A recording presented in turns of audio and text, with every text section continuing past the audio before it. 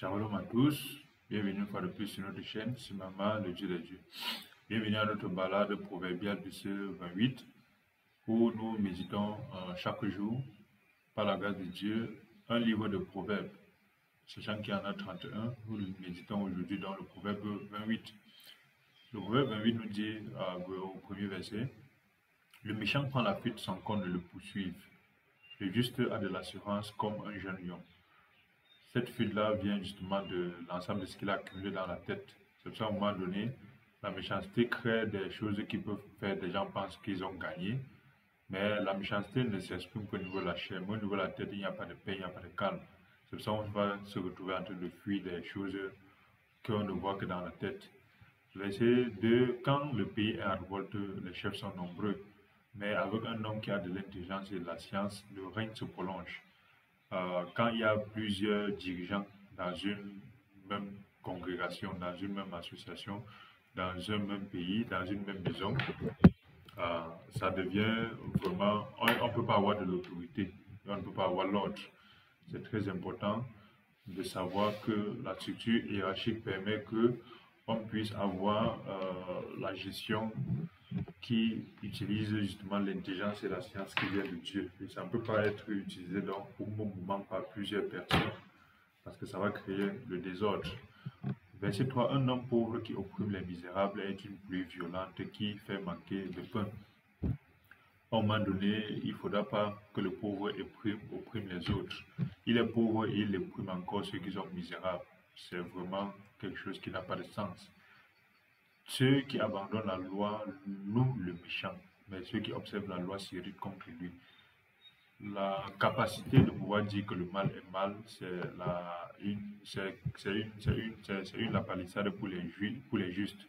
C'est très important de pouvoir savoir qu'on doit se lever contre ce qui est mal, indépendamment des justifications, comme les chrétiens aiment bien le faire. On doit être capable de dire que ceci est mal et non justifier, trouver les théories bibliques pour justifier les choses. Les hommes livrés au mal ne comprennent pas ce qui est juste. Et ceux qui cherchent l'éternel comprennent tout. C'est très important de comprendre cela. Ceux qui cherchent l'éternel comprennent tout. Ceux qui cherchent l'éternel comprennent tout. On a mis dans la tête de l'homme qui ne peut pas tout comprendre. On a encore mis dans la tête du chrétien qui ne peut pas tout comprendre et tout savoir. Effectivement, on ne peut pas tout savoir, mais tout ce que Dieu met devant nous est tellement grand que si on est connecté à Dieu, on peut presque tout savoir dans le sens de l'humainement possible. Ce n'est pas tout, mais c'est qu'il y a des sujets où les autres, dans ce cadre de tout savoir, ce n'est pas savoir tout ce qui existe, mais c'est qu'il y a des éléments, des axes que lorsque les autres ne savent pas, ne voient pas, Dieu va te permettre de voir. Et dans ce cadre-là, c'est très important de savoir que où les autres ne seront pas en train de savoir, en train de voir, tu seras en train de savoir, en train de voir. Pas parce que tu es fort, mais parce que ça vient de l'éternel. Donc la compréhension vient de c'est un don que Dieu donne à ses enfants. Et lorsqu'on est connecté à lui, on peut toujours comprendre les choses que les autres n'arrivent pas à comprendre. Verset 6. Mieux vaut le pauvre qui marche dans l'intégrité, dans son intégrité, que celui qui a des voies tortueuses et qui est riche. Donc, on va donner l'intégrité a plus de valeur. Et c'est quoi l'intégrité? C'est la capacité de rester fondé sur les principes. L'argent ne devrait pas faire qu'on change les principes, la situation ne devrait pas faire qu'on change le principe, le matériel ne devrait pas faire qu'on change le principe. Malheureusement, dans cette société aujourd'hui, vraiment, trouver les êtres humains intègres, c'est très très rare. Verset 7, celui qui observe la loi est un fils intelligent, mais celui qui fréquente les débauchés fait honte à son père. C'est ce que nous avons vu dans le Proverbe 27, que l'enfant, par son comportement, rendait fier ou pas ses parents. Verset 8, celui qui augmente ses biens par intérêt et l'usure les amasse pour celui qui a pitié des pauvres. La mauvaise richesse est toujours mauvaise, quel que soit ce qui arrive, la justification. Et le pauvre qui va justifier sa pauvreté en disant que la richesse est mauvaise, non, c'est qu'il y a la bonne richesse qui vient de Dieu, il y a la mauvaise richesse qui vient de l'usure. Et le chrétien qui ne fait pas ce qu'il faut faire au moment venu, parce qu'il va dire que la pauvreté est spirituelle et la richesse est satanique, ça c'est un grand problème. Dans le corps de Christ, c'est vraiment une abomination de penser ça. Et il faut distinguer vraiment quelle est la source de toute chose. Excusez-moi, le verset 7 dit, le verset 9 dit, si quelqu'un détourne l'oreille pour ne pas écouter la loi, sa prière même est une abomination. Ici, nous rappelons qu'on ne parle pas de la loi de Moïse. On parle des enseignements de Dieu. Ici, on parle de la Torah. Quand on parle de la Torah, on parle. Donc, il faut apprendre, il faut souvent expliquer la loi par votre patois vous-même. Ici, on parle de la loi, on parle des enseignements de Dieu. Parce que les enseignements de Dieu sont de plusieurs ordres. À l'intérieur, il y a les misvot, il y a la loi, il y a les Mishnah, il y a le Tanakh, on peut regrouper basiquement, il y a les conseils, il y a les indications, il y a les conseils qu'on te dit si tu fais, ce serait bien, il y a d'autres qu'on te dit si tu fais, on va te punir, il y a d'autres qu'on te dit ne fais pas ça parce que tu vas sentir ça sur toi, il y a d'autres qu'on te dit ne fais pas ça parce que si tu fais, on va te punir, il y a d'autres que Dieu te dit c'est bien de faire plutôt comme ça, il y a Dieu te dit que entre ça et ça et ça, voilà ce que je te conseille de faire. En fait, c'est tout cet ensemble-là que Dieu a mis donc justement dans ce qu'il appelle sa loi. Et dans ce cadre-là, il est important de comprendre que celui qui détourne l'oreille pour écouter ce que Dieu dit, la méditation que Dieu dit, ça peut être à travers l'arbre, à travers l'oiseau, à travers un frère, à travers une soeur, à travers un enseignement, à travers un partage, même à travers un fou. Si tu détournes ta tête pour ne pas écouter ça, ta prière même une abomination. Pourquoi? Parce que dans le corps de Christ, on connaît des gens qui sont tellement spirituels qui n'écoutent plus. Ils sont tellement pieux qu'ils n'écoutent plus. Ils trient les gens qui veulent écouter. Ils n'écoutent que ceux qui cadrent avec eux, avec leur doctrine. Et dans ce cadre-là, ils pensent que Dieu, pour leur parler, va leur parler avec les gens qu'ils connaissent, avec leur méthode. C'est pour ça que quand tu leur parles, tu n'es pas dans son cadre, il ne va pas t'écouter. Et avec ça, Dieu dit que même ta prière est une abomination. Beaucoup de personnes prient beaucoup, mais ils ne savent pas faire avant de prier que tu as écouté ce que Dieu a dit. Est-ce que tu as écouté ces fous-là que Dieu t'a envoyé? Est-ce que tu as écouté ce que Dieu te dit depuis? Si tu as pu écouter, pourquoi tu pries? Tu pries pour qu'il dise quoi d'autre? Beaucoup de personnes pensent souvent que Dieu va, c'est en plus en priant, en chantant, en criant, en jeûnant que Dieu va changer ce qu'il a dit. Si Dieu a dit, fais tout simplement. Tant que tu ne le fais pas, tu vas tourner comme autour de Jéricho, tu vas tourner. En tout cas, verset 10 dit, celui qui égare les hommes droits, celui qui égare les hommes droits dans la mauvaise voie tombe dans la fosse qu'il a creusée. Mais les hommes intègres héritent le bonheur. L'homme riche se croit sage, mais le pauvre qui est intelligent le sonde. Quand les justes triomphent, c'est une grande gloire. Quand les méchants se lèvent, chacun se cache. Ça nous rappelle les éléments où les chrétiens disent qu'il ne faut pas faire la politique. Et ils sont les premiers à vivre dans une société. Ils vivent dans une société qui est dirigée par la politique, qui n'est pas là, qui malheureusement n'est pas là de dire que votez-moi, mais c'est là de la gestion. Tout être humain est un gestionnaire, tout être humain est un politicien. Et la parole de Dieu dit donc que toute personne qui laisse le méchant triompher, c'est un grand problème. Toute personne qui laisse le méchant triompher, c'est un grand problème. Et lorsqu'on laisse le méchant triompher, en réalité, ce n'est pas ça que Dieu nous a laissé de faire. Parce qu'en ce moment, on est obligé de faire comment? De se cacher.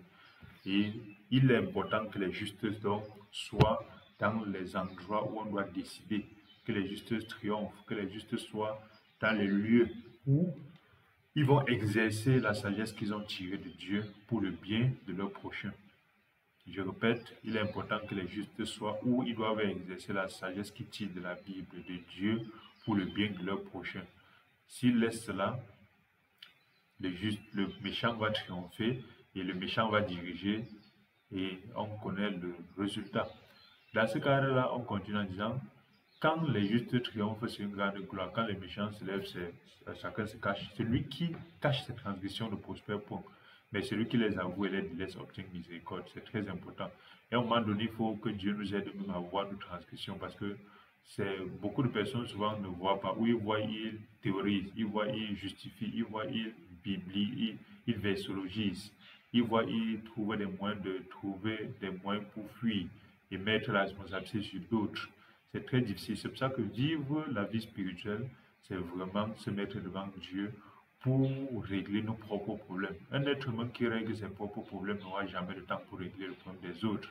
Parce que la vie difficile, je ne sais pas comment pour les autres ils font, mais la vie des disciples de Jésus-Christ est tellement difficile. Parce que chaque jour, il faut se réunir, porter sa propre croix. Je ne sais pas comment où des gens prennent la force pour porter leur croix au point de porter encore pour les autres. C'est pour ça que Jésus-Christ a dit, faites attention. Ne voyez pas la paille qui est dans les yeux des autres et vous oubliez la poutre qui est dans votre œil. Comment tu fais pour ne pas voir la poutre? C'est parce que tu as pensé que ce n'est pas un problème. Et vraiment, faisons attention avec tous ces éléments-là. Heureux, verset 14, heureux l'homme qui est continuellement dans la crainte, mais celui qui endurcit son cœur tombe dans le malheur. Heureux l'homme qui est continuellement dans la crainte, celui qui endurcit son cœur tombe dans le malheur. Comme on a bien dit que celui qui n'écoute pas, qui endurcit l'oreille pour ne pas écouter, même sa prière est une abomination. Donc, si tu endurcis ton cœur, endurcis son cœur, pourquoi? Parce que généralement Dieu parle toujours, et Dieu parlera toujours. Mais beaucoup de personnes ont le cérumen, le cérumen dans leurs oreilles, ça bouche leurs oreilles, ils n'écoutent plus. Spirituellement, ils sont là, mais ils n'écoutent pas. Écouter, c'est un don qui vient de Dieu, que Dieu nous aide à mieux écouter.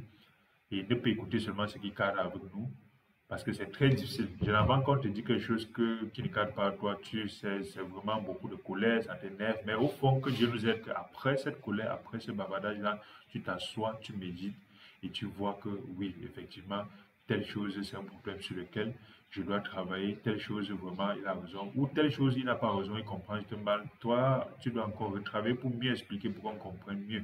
Donc, il ne faut pas forcément penser que tout ce qu'on te reproche est vrai, mais il faudra pouvoir avoir la capacité de dire que oui, ceci qu'on me reproche, hein, comment je fais Dieu, est-ce que c'est vrai ou pas? Et quand Dieu te montre, tu travailles dessus.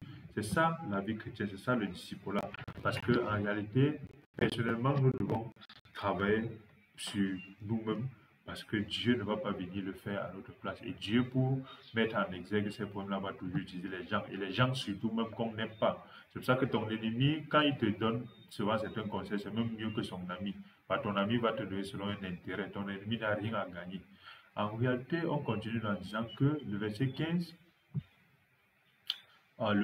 dit, comme un lion rugissant et un ours affamé, ainsi est le méchant qui domine un peuple pauvre. Vous voyez pourquoi c'est très important que les justes soient les dirigeants. Verset 16, un prince sans intelligence multiplie les actes d'oppression. Mais celui qui est ennemi de la cupidité prolonge ses jours. Un homme chargé de sang, du sang d'un autre fuit jusqu'à la fosse, on ne l'arrête pas. C'est pour ça que c'est très important de ne pas verser le sang. Lorsqu'on verse le sang, ce sang-là travaille dans notre tête.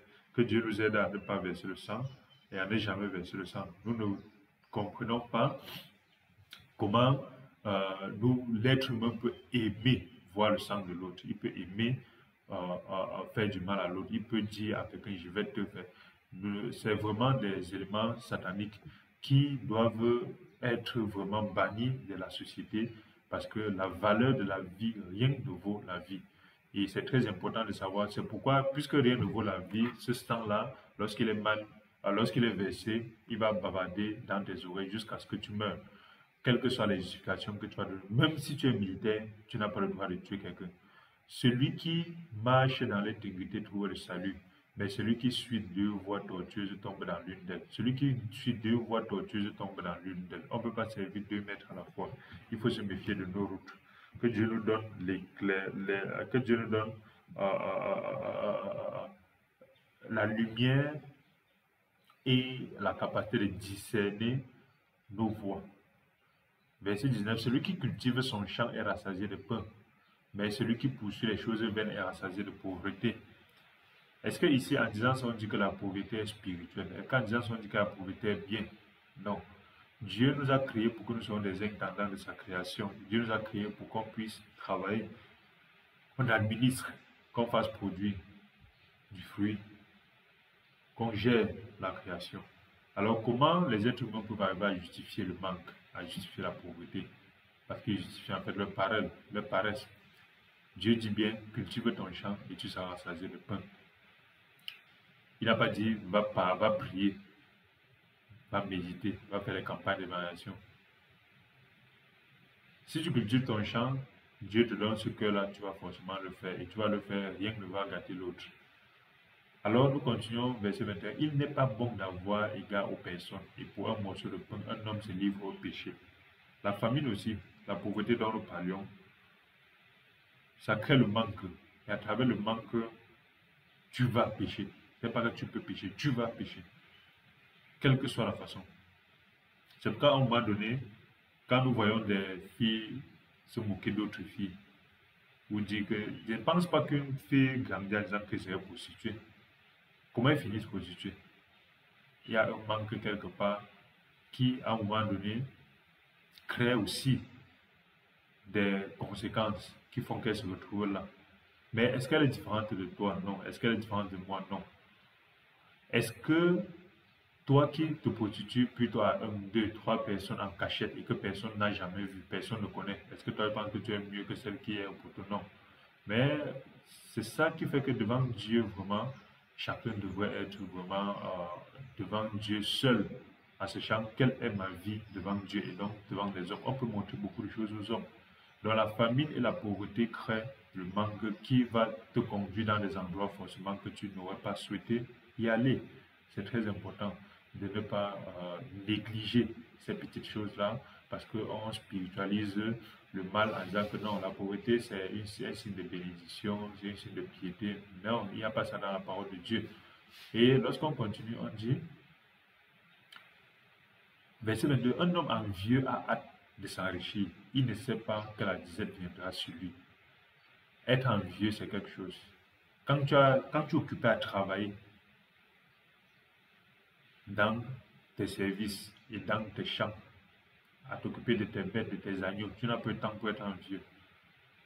Celui qui vole, celui qui reprend les autres trouve ensuite plus de faveur que celui dont la langue est flatteuse. Nous avons vu dans la balade proverbiale 27 que un ami qui te parle durement est mieux que quelqu'un qui te flatte. Aujourd'hui, Dieu nous montre encore cette base-là. Quand quelque chose est mal, parle, reprend. Celui qui est sage et intelligent, demain va dire qu'il avait raison. Même s'il ne vient pas te dire, parce que les êtres humains, quand ils n'ont pas forcément cette faculté de reconnaître que telle chose qu'on lui reprochait, on avait raison. Mais même à ce moment-là où il sera, il va avouer qu'effectivement, c'était quelque chose de raisonnable, on avait raison. Mais si tu flattes quelqu'un et demain il te rend compte que tu as pas à le flatter, il va te comprendre aussi. Donc, quel que soit ce qu'on fait, assumons devant Dieu et sachons que Dieu n'est pas fou. Et tout ce que nous faisons, si on flatte quelqu'un pour obtenir quelque chose, la personne saura un jour. Si on dit quelque chose de Dieu à quelqu'un, la personne nous traite d'ennemi. Si c'est pour leur bien que la personne sera, si c'est pour son bien, la personne sera aussi un jour. Verset 24, celui qui vole son père et sa mère et qui dit ce n'est pas un péché est le compagnon du destructeur. Ce n'est pas bien de détruire les choses de sa famille, de son père et de sa mère en disant que non, ce sont nos choses. Je connais des vies familiales où les gens, l'enfant fait des choses en disant que non, je ne détruis pas, ce sont nos choses. Les autres, en fait, c'est pas bien, c'est pas bien, c'est pas bien. Au point où une femme se retrouve en train de spolier les biens de son mari en disant si elle ne te fait pas, ça va faire ça à qui? Comme si en fait le mari garde pour lui. Il ne sait pas en fait. Chez nous, on dit tu voles tu voles le légume sur ton propre couscous. Parce que la disette que tu amènes là, demain, quand il n'y aura pas, c'est toujours toi qui vas être en train de comprendre que c'est quelque chose qu'on aurait pu se passer. Donc en réalité, quelque chose qui est une sémence familiale ne doit pas être mal utilisé, sous peut-être que non, c'est pour papa, c'est pour maman. Nous ne devons pas faire ça parce que c'est encore gâter notre propre héritage. C'est très important. Beaucoup de personnes ont fait ça en disant que non, ce n'est pas normal parce que ce n'est que pour les parents. Et ce n'est pas bon. L'orgueilleux excite les querelles, mais celui qui se confie à l'Éternel est rassasié. C'est important de se confier à l'Éternel. Très, très important. Et lorsque nous avançons, nous disons, celui qui a confiance dans son propre cœur est un insensé, mais celui qui marche dans la sagesse sera sauvé. Pourquoi? Parce que ton propre cœur est un élément minimal et primaire pour te donner la direction. Mais tu ne dois pas totalement te confier en ton cœur, parce que ton cœur aussi, tu te rappelles hier, quand tu étais petit, tu disais que l'avion, un truc lourd ne peut pas voler. C'est ton cœur qui te disait ça. Après, tu te rends compte que l'avion vole. Quand tu apprenais à faire du vélo, tu savais qu'on ne peut pas tenir sur deux roues. Tu savais que tu vas tomber soit d'un côté, soit de l'autre. Après, tu fais du vélo jusqu'à tu tiens même sur une roue. En fait, ce que le cœur nous dit est bien, mais il faut qu'on puisse savoir qu'au-dessus de ça, il y a Dieu. Et ce n'est pas forcément la vérité totale. Quand tu étais petit, je m'appelle en tant que petit garçon, quand on était petit, on voyait les gens s'embrasser, on disait yish les crash, yish les crash. C'est notre cœur qui nous disait ça. Mais il y a encore autre chose de plus. C'est quand même aujourd'hui aussi, lorsqu'on nous dit des choses, il faut qu'on sache que oui, même si mon cœur me fait penser que voici plutôt la vérité, ça, je dois aussi les laisser le doute pour savoir que peut-être ce n'est pas forcément vrai. Et on doit à ce moment se connecter à Dieu. Parce que la parole dit donc que dans ce cadre-là, il faut marcher dans la sagesse. Et la sagesse, c'est la crainte de Dieu. Verset 27. Celui qui donne aux pauvres n'éprouve pas la disette, mais celui qui ferme les yeux est chargé de malédiction. Dans le corps de Christ, il y a beaucoup de personnes qui n'aident pas les autres, parce qu'ils disent que ça ne suffit même pas pour moi et ma famille. Mais Dieu dit que quand tu donnes, tu n'éprouves pas la disette. Mais si tu fermes les yeux, on dit qu'il y a tel problème. Tu peux aller donner au daddy, au pasteur, à celui qui cadre avec toi, à ton ami, à ton frère. Au point où des gens sont arrivés à dire qu'il faut donner l'argent à l'église et on ne donne pas à ta famille. Il y a des gens qui préfèrent donner l'argent à l'église que de leurs propres frères au village, dans la famille. Leurs tantes, leurs oncles sont en train de misérer. Ils les aident pas parce qu'ils disent que non, ils n'ont pas Dieu, ils ne connaissent pas Dieu. Comment que Dieu nous aide? Ton prochain n'est pas forcément selon le cadre que tu as défini dans ta dénomination, ainsi de suite. Que Dieu nous aide à ne pas fermer les mains. Si on a la capacité d'aider, que Dieu nous donne la diligence d'aider. Si on n'a pas la capacité, que Dieu nous aide à travailler de telle sorte qu'on puisse être une source de bénédiction. Que Dieu peut nous utiliser pour bénir quelqu'un. Quand les méchants se lèvent, chacun se cache. Et quand ils périssent, les justes se multiplient. C'est un résumé encore de ce que nous avons vu précédemment sur le fait que les méchants ne doivent pas prospérer dans la société, on ne doit pas les laisser prospérer. En tout cas, merci pour cet accompagnement. Merci de nous avoir accompagnés dans cette balade proverbiale. Merci en toute chose de reméditer encore, parce que Dieu va te parler différemment, Dieu va t'instruire différemment. Et les proverbes sont la source de sagesse de base qui nous permet de comprendre que Dieu n'est pas seulement la récitation des versets bibliques, Dieu n'est pas seulement la versologie, Dieu n'est pas seulement dit que Dieu, la Bible, mais Dieu c'est aussi la capacité de tirer une sagesse pour devenir meilleur. Merci d'avoir écouté. Si cette chaîne vous a béni, si cette vidéo vous a béni, n'oubliez pas de vous abonner et de cliquer sur la cloche de notification. À bientôt pour la prochaine balade proverbiale.